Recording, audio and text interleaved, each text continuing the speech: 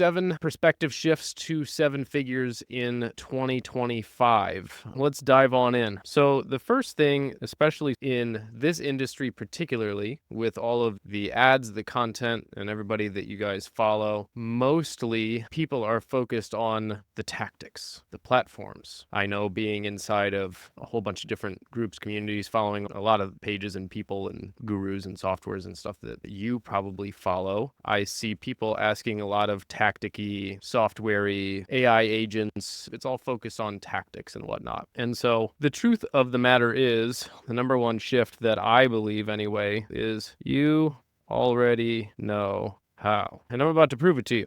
You already know that if you have an expertise, you're able to solve a problem for someone, all you got to do is take them from point A to point B, solve that problem for them, write up how you did it, do it again and again and again for those same people. And however you got that first person is probably how you're going to get the second person. However you got that second person is probably how you're going to get the third. If you've already gotten 30, 40, or 50, you've probably got them in the same way. Just do that again. And as long as you just do the math on it, and you know whether it's how much in ads or how many outreaches or a combination of the two got them to see a landing page, how many of them opted in, how many of them saw a booking page, how many of them booked a call, how many of them showed up for the call, how many of them were offered an offer, and how many of them closed. If you've already done that once, you have the math that it takes to do it again. If you've done it 50 times already, you already have the math to do it 50 more times. All it is a math game. The hardest part, everybody's pretty much already done. You've helped a person get from point A to point B, and you've charged them something for it. All you got to do is do the math, the 7-figure math. So you already know how to do it because you've already done it, right?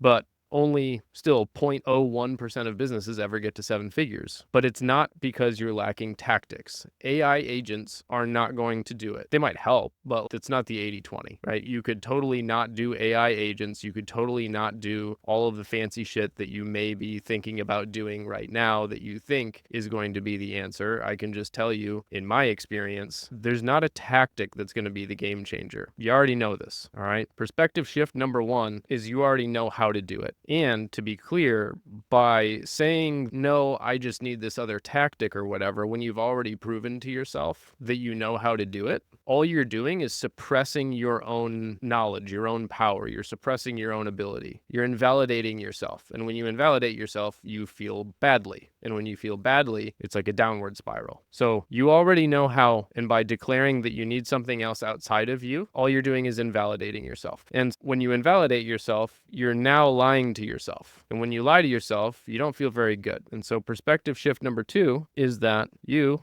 are the one. Just like Neo in the Matrix. He's the one. You're the one. It's part of the reason why I like that movie so much and I reference it a lot, is because he goes through this realization process of realizing the truth and realizing that he is the one. And the realization that I had after, I don't know how much you know about my background, but I worked for, starting in my personal development journey, or my journey of I'm going to be successful, when I basically took my professional golf career as far as I could take it and ended up basically broke, but decent enough at golf to have played a couple years professionally, but not good enough to make any more than scraping by money. It was 2012. August 2012 is when I had my moment of something needs to change and I need to go get good at something else. And so that's when I stumbled across the personal development world and the world of sales. And so one of the pieces of advice that I had heard, and this was, I think it was a Tony Robbins advice, go find a mentor, work for the mentor, stand on the shoulders of giants, borrow their ideas, you'll learn faster, and so on. So I took that very literally. And I, over the ensuing every single year, I worked for a new guru person that I either met at an event or whatever. And I moved to 6 different states. I started out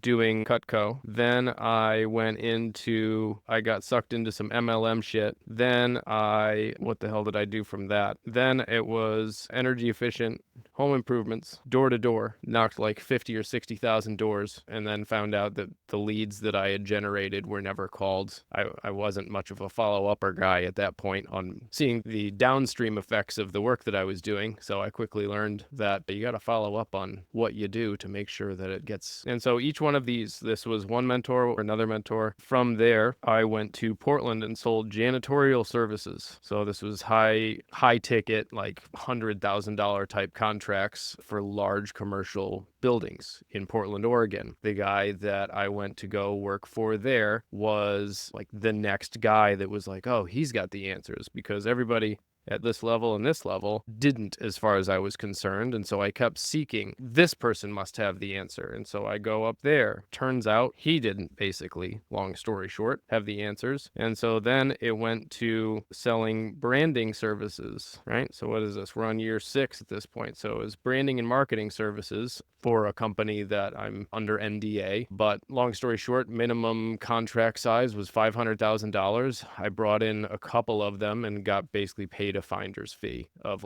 5% of the deal, which basically kept lights on. And during these times, I was continually searching for something outside of myself. And right around between in the janitorial and the branding times, that's when, for those of you who know my story, and I'm sure I'll link it somewhere around this video, in my 7 Deadly Mindset Sins book, I walk through how I worked with a guy for a couple of years to essentially clear my mind. And so I was introduced to that concept somewhere around here in terms of a timeline. So this was like, we'll just say 2012. This is up till 2015. And so I was introduced to this concept. And so I started doing this mental clearing work. And I'm going to circle back around to that. But during this time, I started basically, there was a project that we were working on, this branding company, and I started creating my own ideas for it. And they ended up outperforming the big guru millionaire guy that was running that company. And he and I started butting heads a little bit on ideas, some that I had proven that had outperformed his, long story short. And it was kind of at that point when I realized, holy shit, I've been spending the last 6 years going into companies going, that doesn't make sense. That's wrong. I'd have done that differently.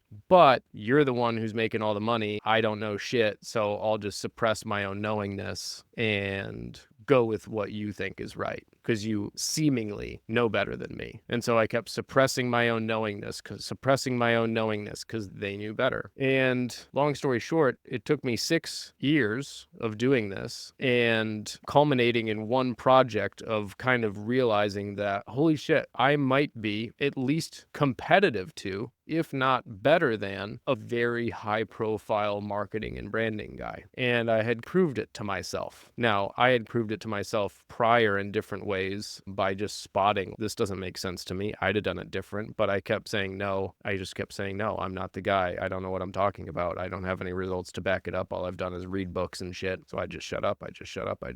And so it got to this point where I realized that I was the one that I've been looking for this whole time. And it hit me a bit like a ton of bricks. I don't know if I would have been able to realize it without doing all of the mental clearing work that I had done, which was an enormous a lot of it. But simultaneously, I had real world evidence that I proved it to myself. And it wasn't even like a huge grand, I didn't blow everything out of the water. It was more just, there's nothing that this fucking guy is doing that I can't do. It really isn't. And to apply that to you, there's nothing that I'm doing that you can't do. There's nothing that whoever it is that you're looking up to, or that is, as you perceive, further along than you, there's nothing that they can do that you can't do. There's nothing that they're doing that you can't do. And so I realized that I was the one I was looking for. And from that moment, I stopped putting myself below them, and I started putting myself at least equal to them, and at the time above them. I believed that I knew better, and I had proven it on a very small scale, but I believe that at which point in time, from that point, I've made just about $10 million. I've built and sold an agency. I've somewhere around 1,100 high ticket clients, hired and fired probably, I don't know, 70 or 80 people, maybe more. But I've built a life that, at least at this point, is way better than it was. And so that started with deciding and realizing that I'm the only solution to all of my problems. And so I think in 2025, especially as AI progresses in the United States, there's going to be a new fucking government leadership, whatever. It's going to get probably crazier. And so we're going to get fed with more stuff that seems, I don't know, like we're going to have a very good filter for what to accept as truth and what to reject. And that requires a lot of self-trust, because I can tell you, I'm working with a coach right now that I get suggestions from, and I have to decide what to adopt and what to throw away, as we all do. And if I believe that he's the source of my answers, I'm fucked. If you believe I'm the source of your answers, you're fucked. If you believe that a tactic or an AI agent or anything,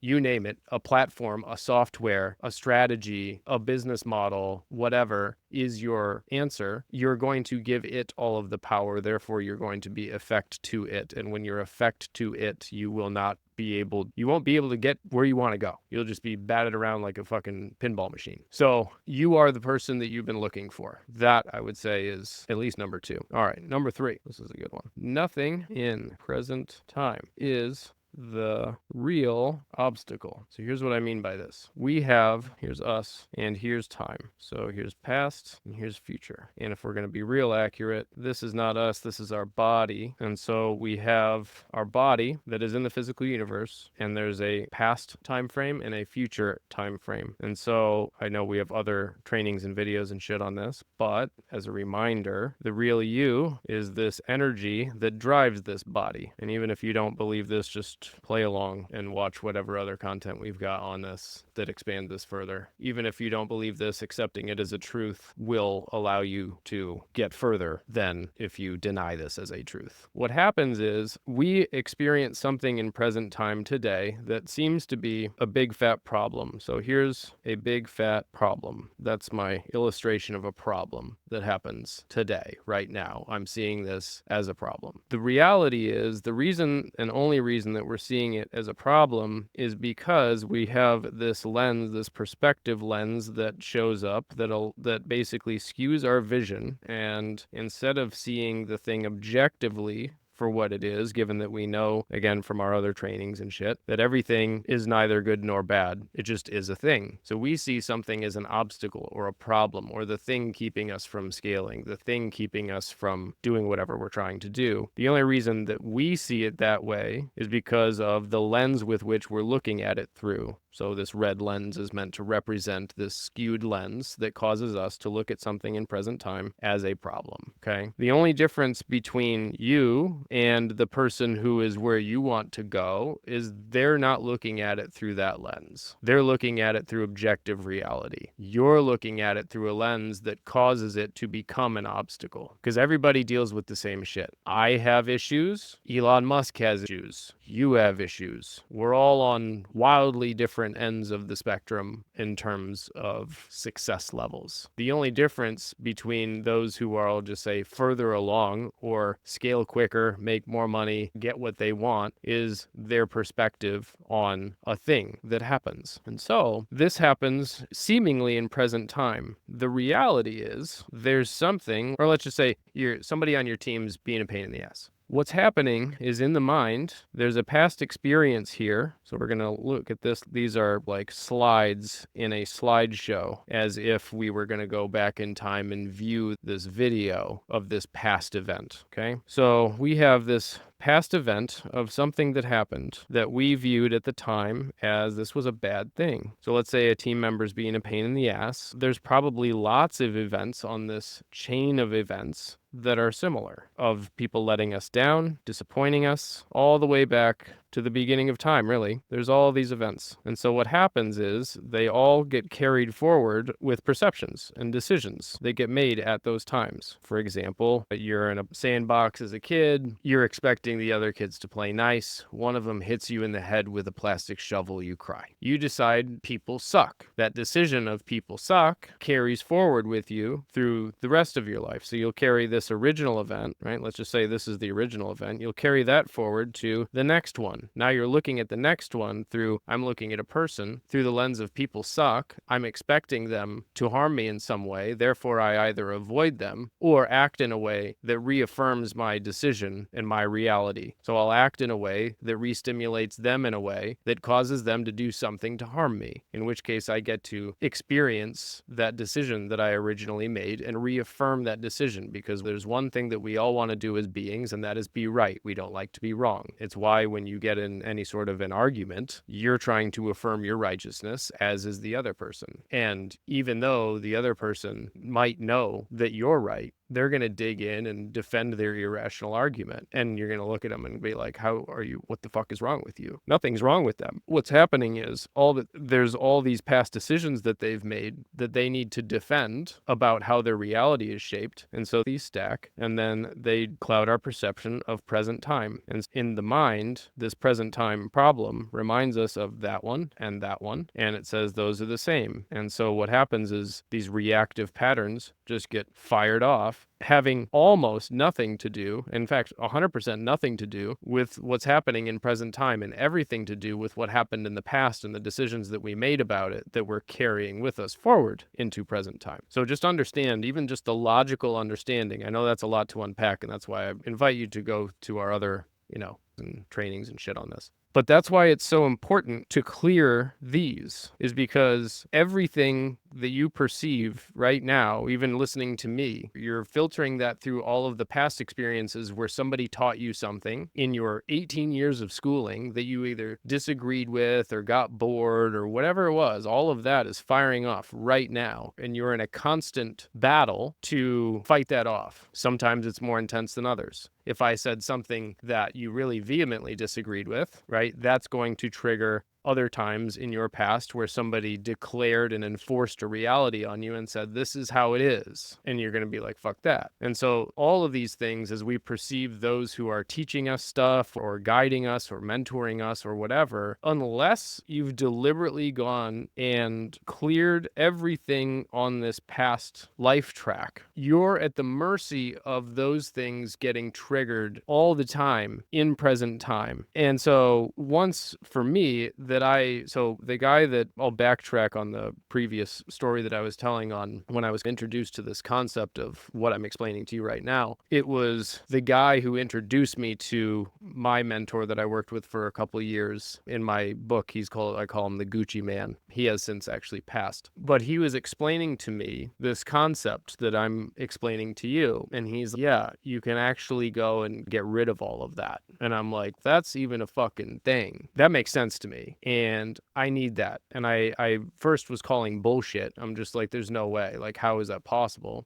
What I started to ask myself is, would I be able to live with myself if I didn't find out? Do I want to go a year from now, 2 years from now, 5 years from now, 10 years from now, thinking back to this conversation going, what if there was an opportunity and what that dude was telling me was true? And there was a way to not only understand what all of this stuff is, and by the way, this is with every single fear, every single doubt, every single resentment, every time we get angry, depression, right? Every time we lose something, every time we have a failed purpose, we try something and we fail at it. All of that gets stored on our mental time track all the way back throughout.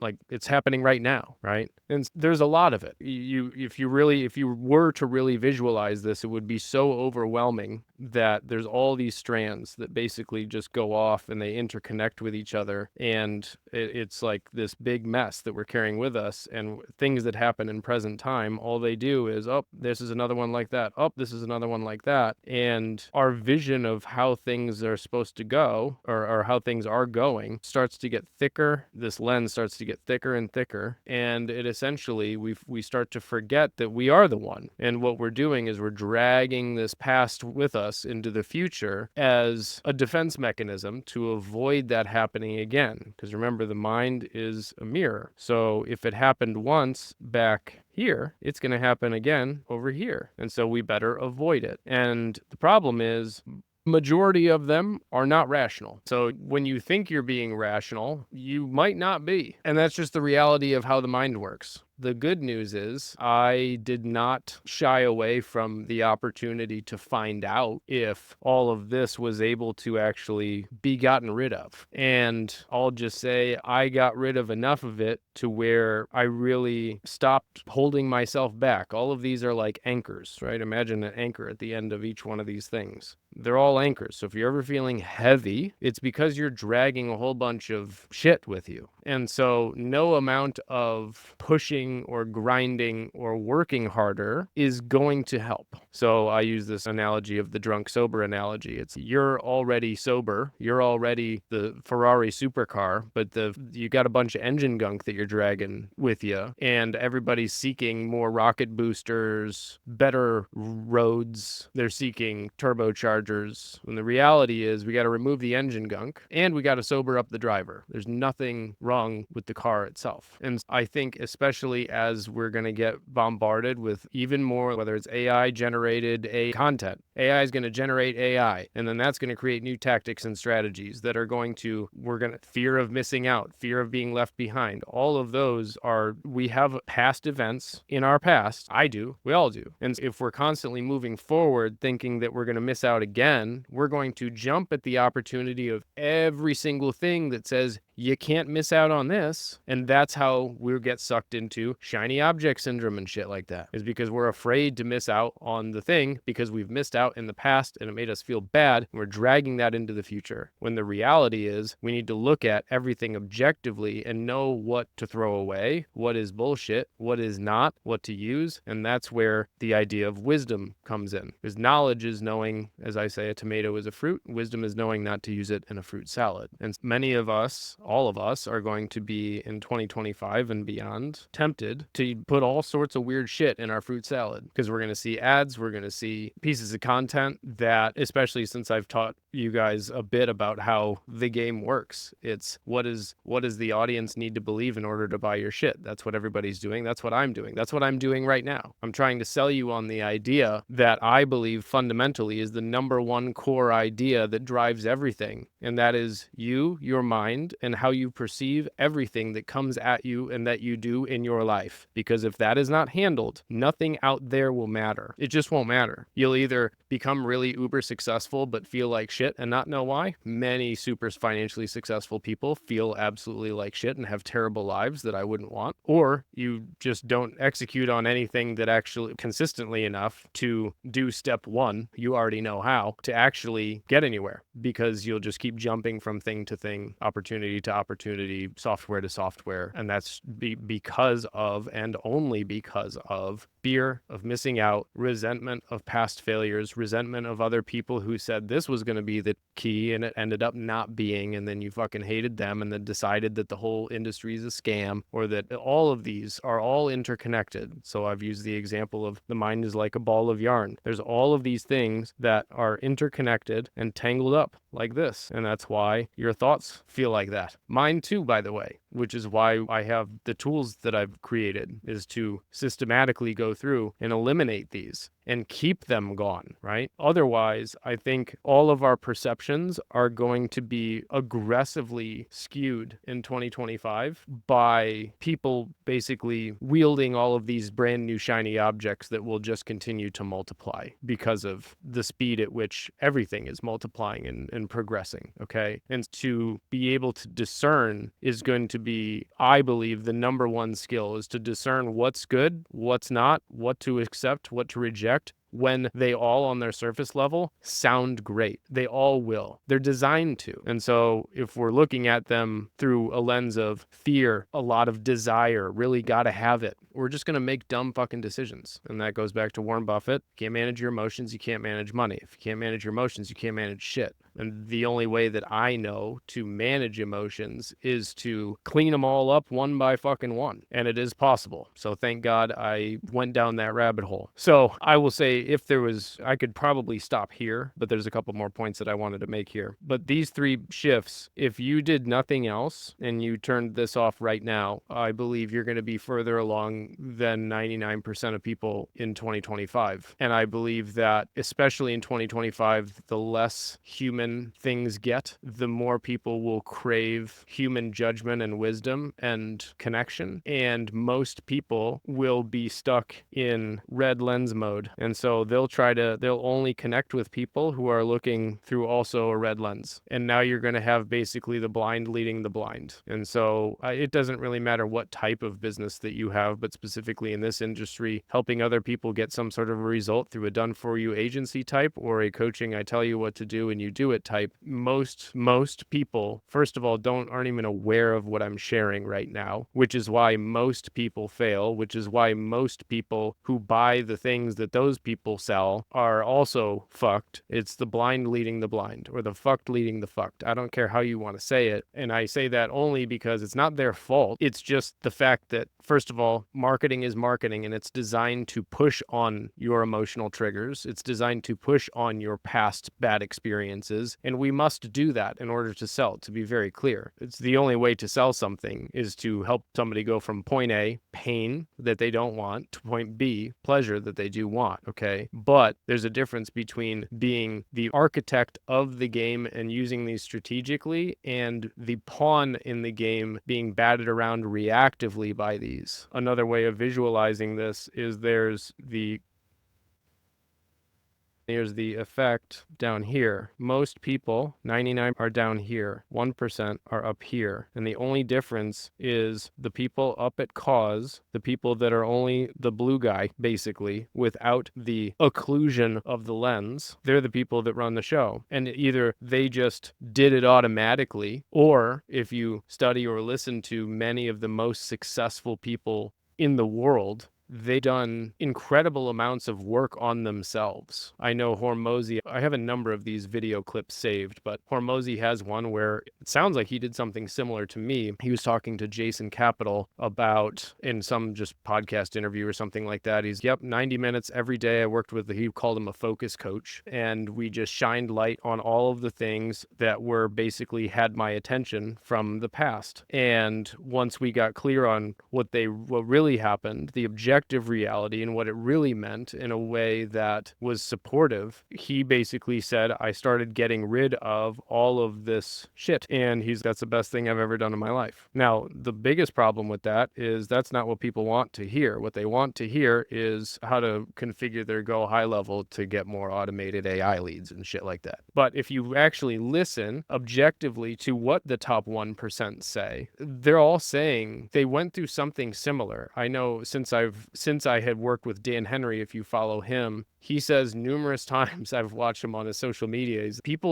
entrepreneurs don't need tactics and strategies. They need deep emotional therapy is what he says. He wasn't saying that before we worked together. And so it's true because the mechanics aren't rocket science. We already on a bumper sticker, literally all we did in the first minute of this training here was break down exactly how to do it. It's how to scale to 7-8 figures. That's really it. So it's not about anything other than clearing the shit that keeps you from actually doing that and not getting pulled off and pulled off and pulled off. So I think that's obviously I'm biased and I sell a solution for this, but the only thing that I can feel good about facilitating, selling, exchanging for is something that I know that will be taken if a lot of you guys, and here are other testimonials and case studies of people who have gone through and really cleared a lot of shit. It completely changes everything. So I say all that to say, probably worth considering. Number 4, what do we got? All right.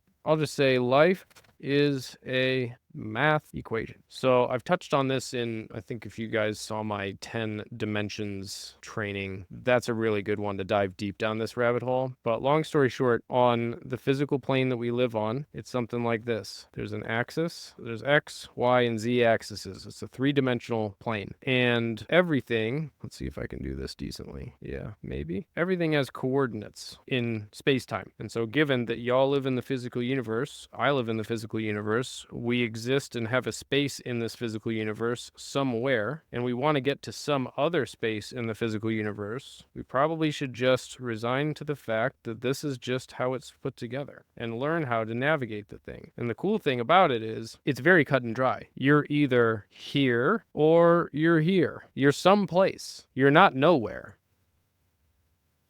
Never nowhere. You're always somewhere. Most people just never know where they are, where they're trying to go.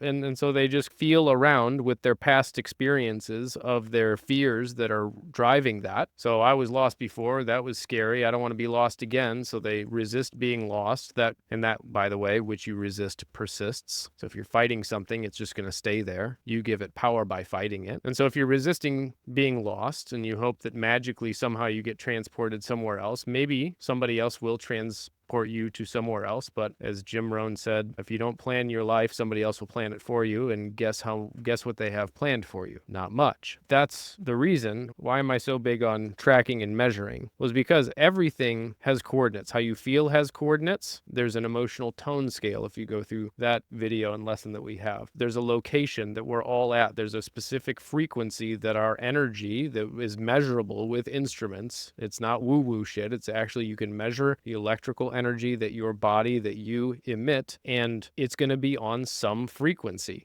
with a number attached to it. There's no avoiding that. So everything is measurable. The problem is most people don't measure anything and they're afraid to see where they actually are, because then it'll remind them of a past bad experience where they got a bad grade on a test. And that felt bad because they got punished from their parents. And so we don't want to have that again. So we're never going to measure anything ever again. Or I didn't like my math teacher. I was frustrated and nobody ever taught me in math. So I just decided I'm not a numbers person. There's no such thing as a numbers person and a non-numbers person. It's just a charged past event that has happened where a decision was made, and that decision is either serving you or it's hindering you. So if you don't like measuring, it's not because of your personality type. It's not because of anything other than you've had probably numerous past experiences where you measured something and it wasn't the number that you were hoping for. And so the best idea was to let's avoid it and never look at it again. The problem is, at least in business specifically, or anyone who lives on a financial planet, which I believe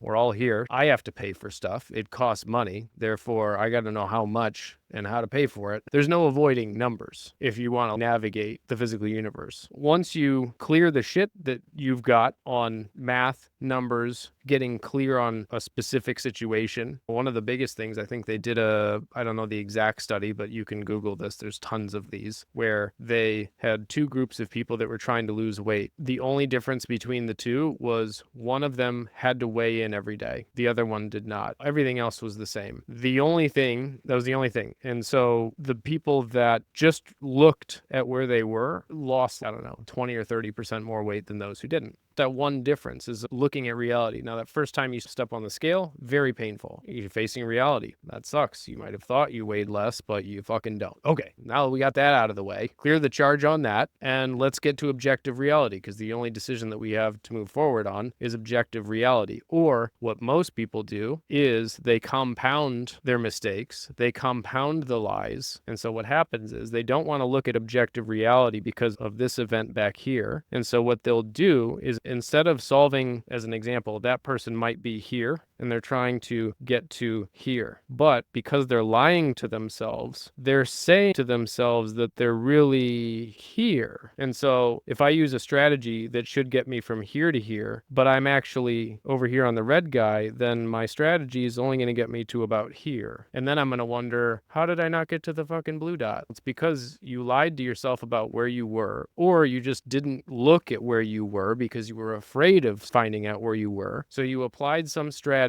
or tactic that, if you were, like, let's say you're 280 pounds, but you pasted a thing on the scale that said you're 180 and your goal is 170, and then you deployed the plan because it felt good to go from 180 to 170 instead of 280 to 170, it's the wrong plan. And so that's going to create a new failure, a new loss that gets stored in the mind. It's a new, I didn't get to where I wanted to go, but it was caused because you misdiagnosed the original problem because of a fear that you had, or a resentment that you had, or some sort of charged past event that caused you to look at present reality through this inaccurate lens and deploy an inaccurate solution. And that's how this entire industry is built. It knows that. You as a marketer now know that. That's good information to sell stuff. It really is. We got to sell to what they think the problem is through this lens, not what the real problem is. So it's this weird situation. They think they're at the yellow thing, so we got to sell them what they want. But once they're in, we got to give them what they need and reestablish reality so that we can actually get them to where they want to go from where they actually are. So we got to market to here, but give them this. I know it's a little fucked up, but that's just how the mind works. I wish it wasn't that way, to be honest with you. I really do, but it's not. So here we are. These decisions that we make compound. And so now based on this new failure, for example, that we might have by deploying the wrong solution because of an initial wrong perception. And when I just say wrong, I mean, you think you're at the yellow dot and you're at the red dot. It's just inaccurate. It's not the truthful coordinates of your existing condition. Doesn't mean it's wrong. It just means it's inaccurate. That's not the thing. That's not where you are, not reality. Everyone has these chains of inaccurate decision based on not reality, inaccurate decision based on not reality, inaccurate decision based on not reality. It's if you tell a lie, you got to tell a lie to cover up the first lie, then you got to tell another lie to cover up the second lie, and before you know it, you can't remember what the fuck actually happened or what really reality actually is, and that's pretty much what people do. And so looking at objective reality and not being afraid of it, there's no other option, and nobody's going to come do it for you. And so I don't care if you use our shit, Teddy. I don't care if you use what we train on how to set up like Monarch to manage your finances. I don't care if you use our charge clearing tools. I don't care how you do it.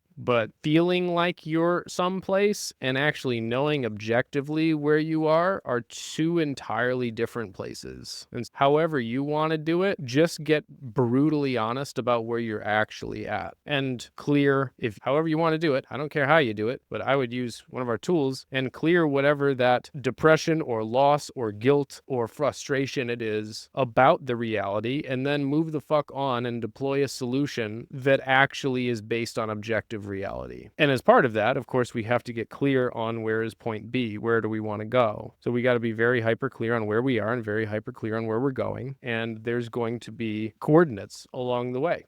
And that is the only way that I've ever seen anyone. Like my original wealth plan, by the way, was during these processes up here. My original wealth plan was like, I'm somehow going to be part of a big deal that's going to be like a company that either goes public or I'm just going to have some sort of a big windfall. Like it's just going to happen. I was nowhere near as mathy as I am now. The only reason I got here is because of 6 years of beating my face against the wall, hoping that if I worked hard enough, somebody would see that and then, I don't know, magically, like I'd get a big piece of some payout or some bullshit. I don't know. That was my plan. It's as vague as it sounds. It just, I see so many people doing that. They're like, I want to get to 100K a month and think that's going to continue forever, or that somehow they're going to build. I just had another conversation with another guy that I know who's very smart, who attempted a whole software play, going to build and sell a software. And every single software company story I've heard of people that I know personally that are very fucking smart, numerous of them that you would know, have spent, this project was $500,000, total waste. We got to throw it away. And it was just like, that's been my experience of attempting the software game and create. I had so many people that were like, you got to make Teddy into a software and make it a SaaS and exit it and whatever. I'm just like, statistically speaking, that's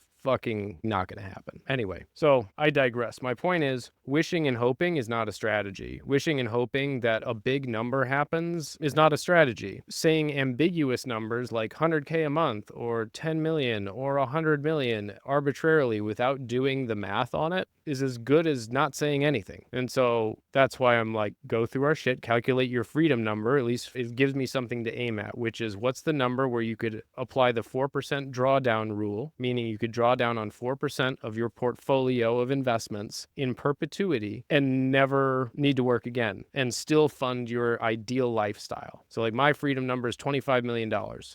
I'm able to draw down 4% of that each year, 7 figures on that. It funds my ideal lifestyle into perpetuity. So it gives me something to aim at. I know at least from calculating what's my existing trajectory, how long it'll take me to get there. I have another 14 years to go. And that's at setting aside $40,000 a month invested every single month for the next 14 years on top of what I already have to hit that number. That's my strategy. But most people don't have any strategy at all. They don't have a point B. They don't have any math or increments.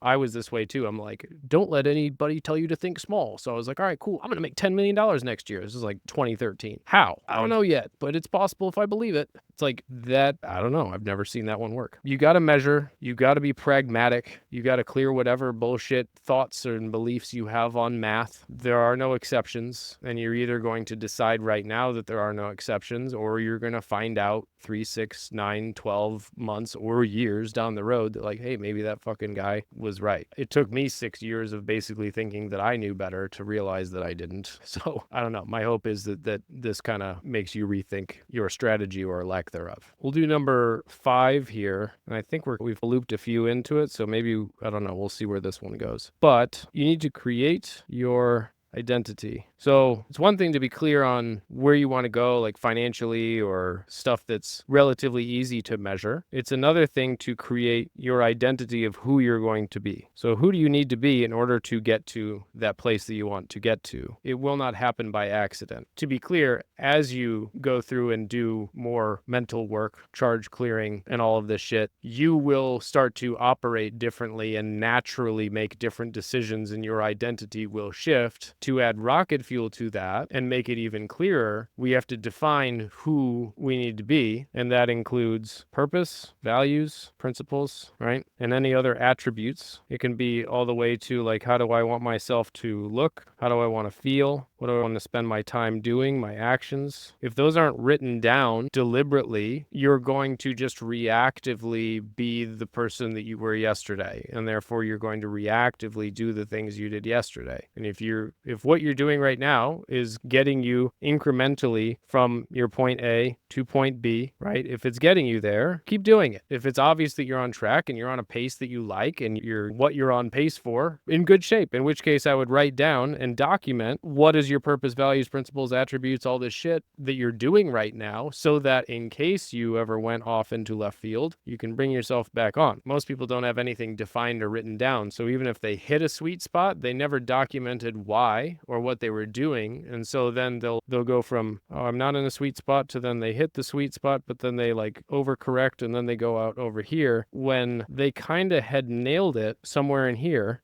They never took the time to know that because they weren't measuring it. It happened by accident, but they never captured it as a formula, as a recipe. And so what I'm attempting to do in our stuff is make it to where it's simple to clear the shit. It's simple to track where you are, and it's simple to establish where you're going, including who you're going to be, and give you frameworks to fill in for yourself of what works for you. That's all I'm trying to do. I believe that, like, when you do that, you can make any tactic work, especially now that people are running a whole bunch of different business models and whatnot. Most likely, you don't have a model issue. Most likely. I'm not saying it's 100% you don't. I'm just saying most likely you don't have a model issue, a tactic issue, or a strategy issue. Most likely there's somebody with the exact same tactics and strategies and business model serving the exact same market that you're serving with the exact same or very similar solution that's making 100 times more money than you. Most likely. Go look. They're probably there. And if they're not, that's a red flag in terms of where you are deciding to place yourself. Most likely you don't have a brand new idea that nobody's ever come up with. Most likely. So you got to create your identity, not just the numbers, so that you can go back to, it's why Ray Dalio created a book called Principles. He created them for himself to refer back to make decisions upon. I have my own variation of that. I've given you a bulk of those principles to borrow from me,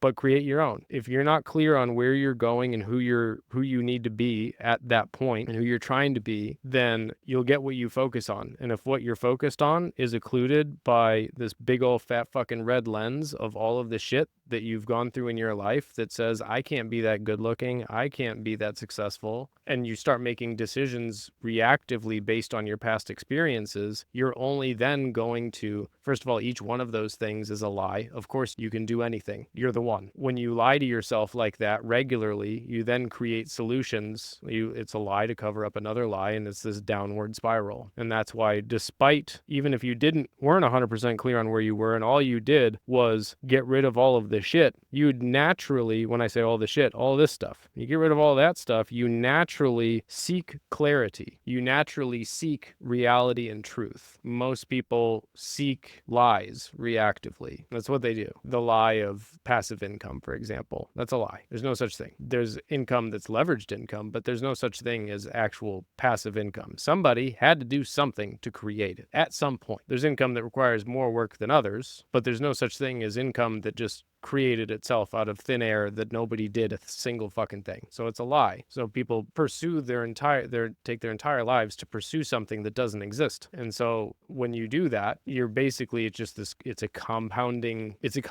lie.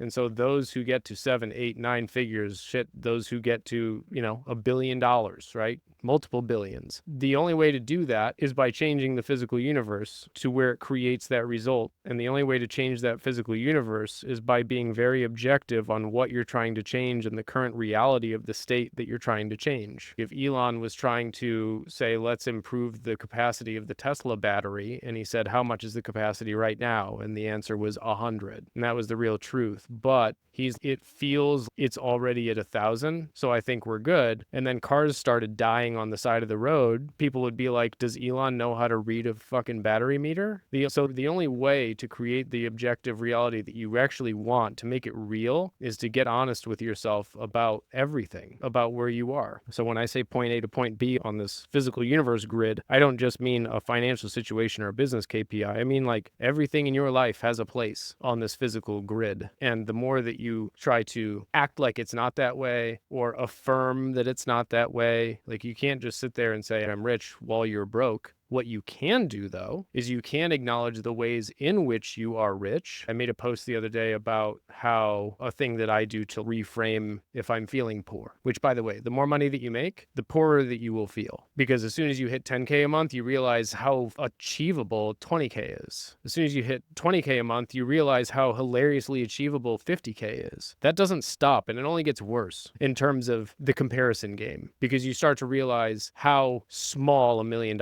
is. Like, it's a joke. It really is. And so it's easy then to start feeling poorer the richer that you get. I think I've heard Hormozy say the richest I ever felt was having like 100K the first time my bank account hit 100K. And now I don't know how many millions he's got, but it's more than that. And he felt richer then, right? So it's, especially as you make more, it's easier to have this feeling of this new void that gets created that, I'll be honest, without the tools that we have, I don't know how I would have dealt with it, because there's a lot of goals that I've achieved that I thought it was going to be awesome. And I'm like, you've heard the stories of people. I achieved the goal and I felt the same or worse because there's this new void. And so instead of affirming to yourself, I'm rich, what you can do, though, is ask yourself, what have I accomplished that has led me to where I'm at and is where I'm at further along than where I was? And looking at, where am I today versus last month, last week, last year? Am I further along? If maybe not financially, did I gather more knowledge? I'm now more rich in knowledge. So again, back to a game that I play with myself, is like, Elon Musk is worth like $350 billion.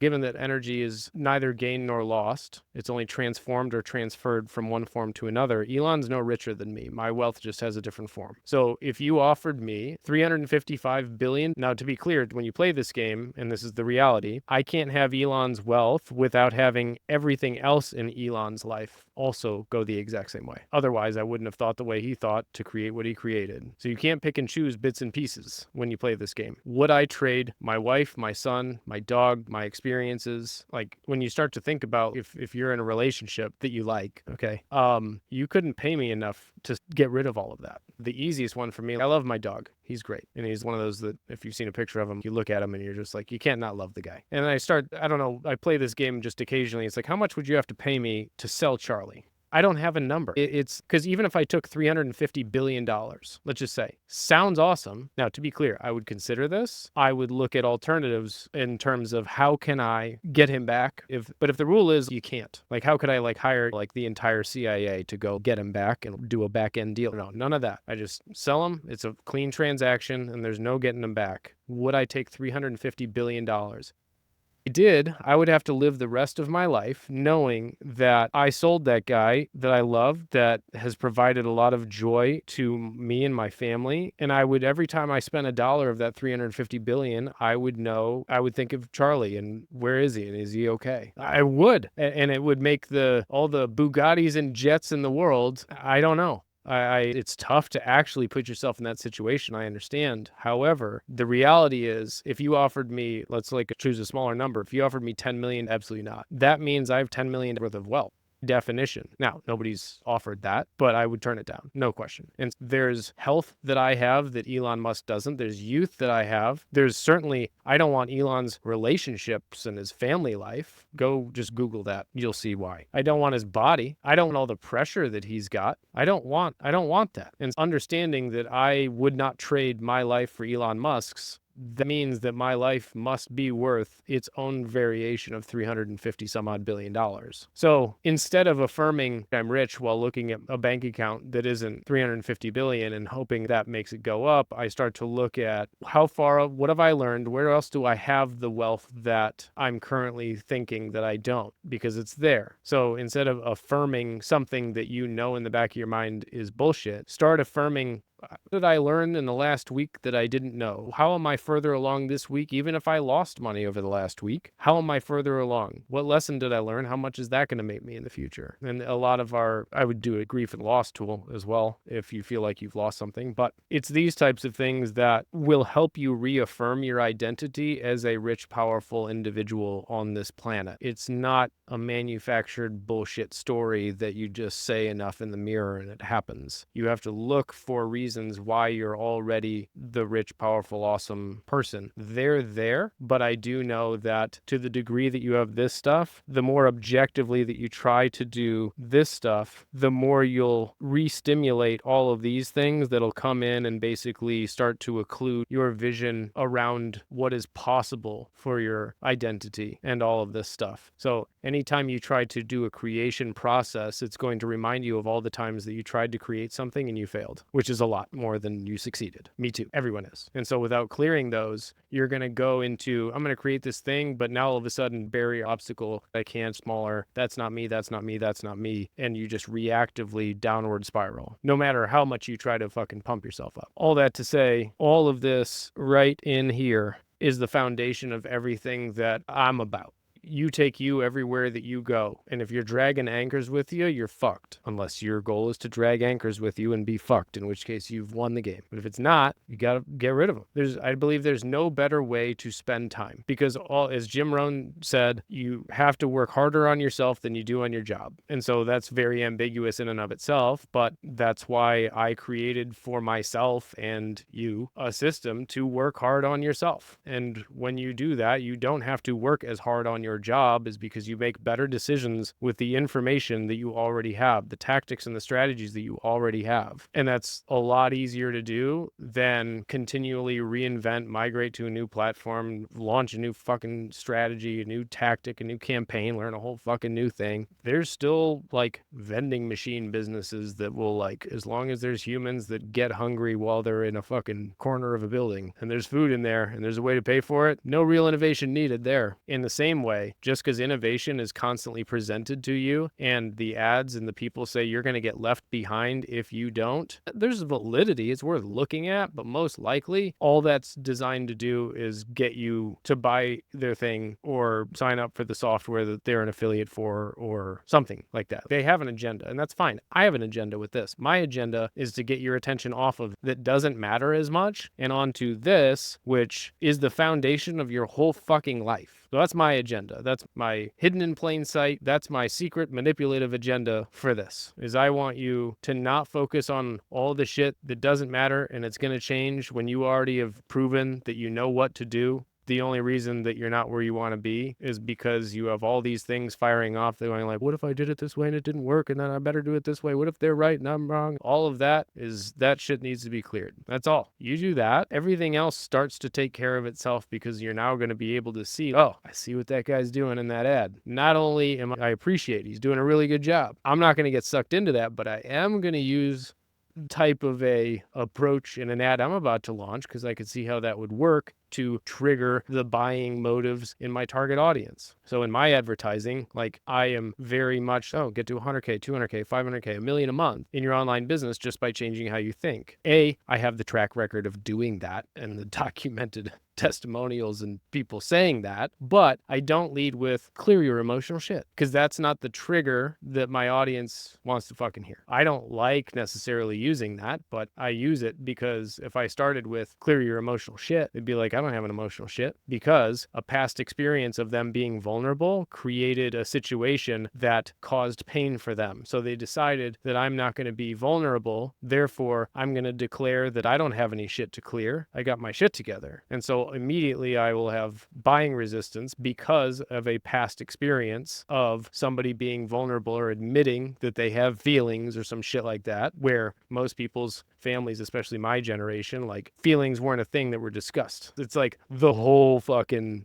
game. It's the whole game, but they were never discussed. In fact, it could be like, hey, I have a feeling. Shut the fuck up. There's no crying in football, whatever. And so now we get vilified for acknowledging that we feel a certain way, in which case, if I led with, hey, do you want to clear that? No, I don't. There's no crying in football. I don't have that. So I got to lead with a different trigger. It's one thing to understand the game. It's another thing to be controlled by the game. And it's another thing to use the mechanisms of the game to help people. And hopefully that wasn't too esoteric. I think somewhere in there was probably 7 shifts, probably more than that, but I think maybe we'll wrap on that 5th one. As a bit of a recap, you already know what to do. If you've gotten at least one person that you've helped go from point A to point B, just do that again. Do the math on it. If you've already, all you got to do if you sell a $10,000 thing is get 100 people to buy it, get 1 million. It's not that hard. You already know. Just do more of that. You have the ratios that you know. I need to do this much in ads and this. And then if you reach capacity, you write it up into an SOP and hire somebody and plug them in. And before you know it, you're at 7 figures. That's it. Everybody knows this already. So you got to understand that you're the one that's going to make it happen. It's not something out there. It's a tactic. It's not a software. It's not a person. It's you. Next, you got to understand that nothing in the present time is the real obstacle. The real obstacle is the shit that you've been carrying with you that gets re-stimulated in present time and causes you to look at present time through a lens that makes stuff happening now look different than what is actually happening now. Client says, hey, I want a refund. You suck. Instead of just going, I have X number more. I'm going to learn something from this. This is an opportunity for feedback. We immediately go into all the times, the past. How many times have we ever been rejected or told we suck in our whole lives? Like thousands. All of that fires off at once and causes us to go make a whole bunch of different decisions if we haven't cleared it. If we have cleared it,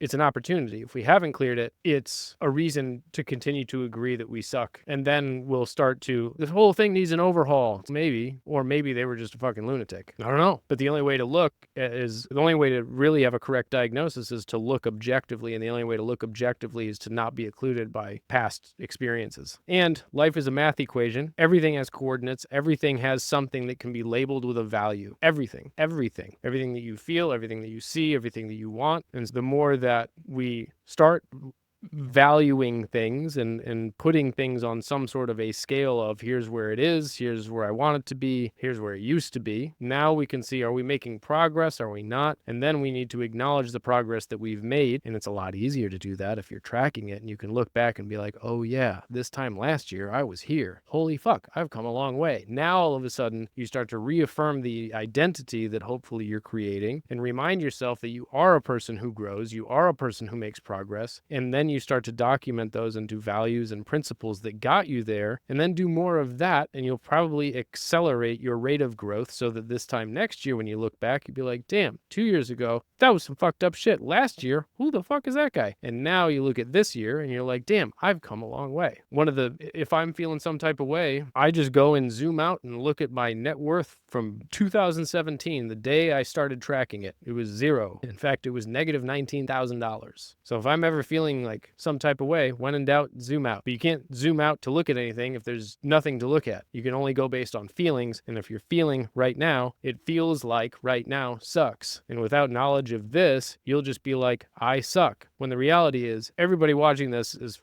further along than they were last year. But nobody, for the most part, acknowledges it. That's why it feels like we suck. So acknowledge it. And it's a lot easier to acknowledge when you can look back and go objectively, holy shit, I actually have made progress. Even if it's not, look at what you've learned and what you know.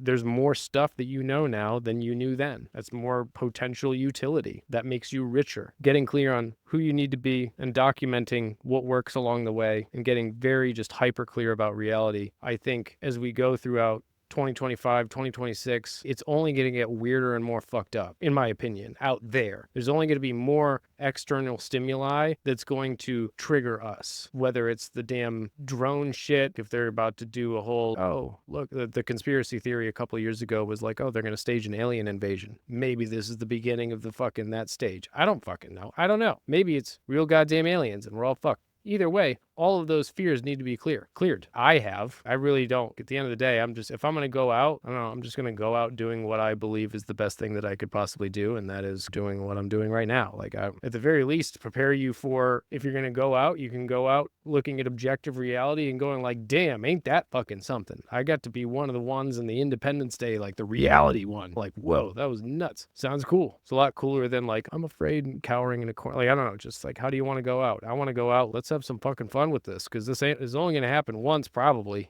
so we might as well let it rip. Overall, I think somewhere in there's probably 7 perspective shifts, but honestly, if this is all that was done and focused on over the next year, I think whoever does this is going to be at least further along and feel better. I will just say, as a bit of a side note, as Buddha says, the root of suffering is attachment. So the more that we are attached to an outcome, like there's a difference between defining an outcome and attaching to an outcome. The analogy I use is like the needy guy at the bar versus the guy who just, treats women like shit. Which one gets laid more? The guy who treats them like shit. I'm not saying that's good. I'm not saying to go treat people like shit. I'm just saying the one that's really, oh, please, I need the outcome. Gotta have it. All you're going to do is push it further away. So you can define the outcome, but then you have to be attractive to the thing that you want. And what's attractive, for example, to money is organization, is diligence, is consistency. If you don't have your accounts set up properly, if you're not tracking your shit, if you make dumb financial decisions and emotional moves, money will go away from you because it wants to be cared for. It wants to grow. And if you're the type of person that makes decisions that makes it not grow, it will find itself away from you. And so that's